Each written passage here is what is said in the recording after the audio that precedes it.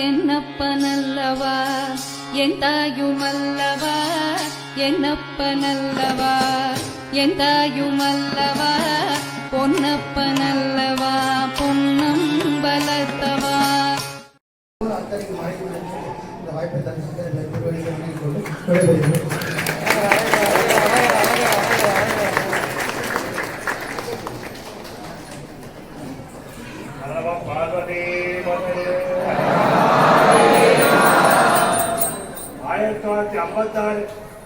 இந்த போச்சோனார் திருக்கோயில் சின்ன நாயுடு அவர்களால் கட்டப்பட்டது.